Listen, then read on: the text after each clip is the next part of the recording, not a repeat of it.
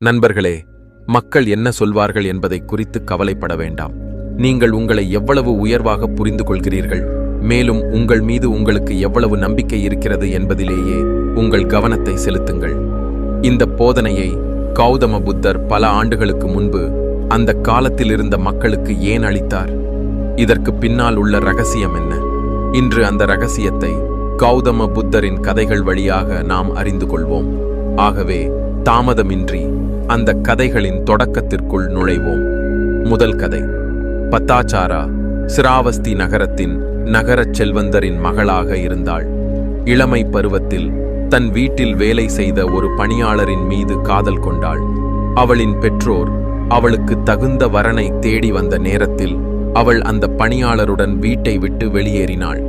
அனுபவமற்ற அந்த கணவன் மனைவி ஒரு சிறிய நகரத்தில் குடியேறினர். சில காலத்திற்கு பிறகு பத்தாச்சாரா கர்ப்பமடைந்தாள்.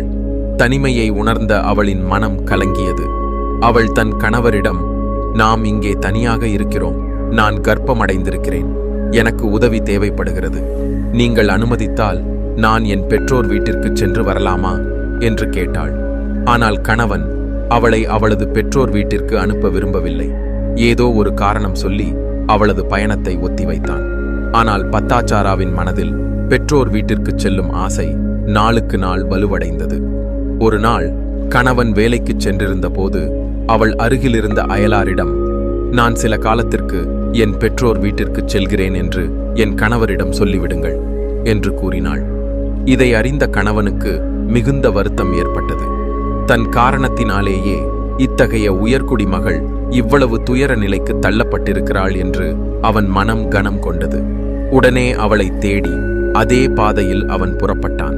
வழியில் பத்தாச்சாரா அவனுக்கு கிடைத்தாள். அவளை சமாதானப்படுத்தி மீண்டும் வீட்டிற்கு அழைத்து வந்தான். காலம் வந்தபோது பத்தாச்சாரா குழந்தை பெற்றாள். அனைவரும் மகிழ்ச்சியுடன் வாழத் தொடங்கினர்.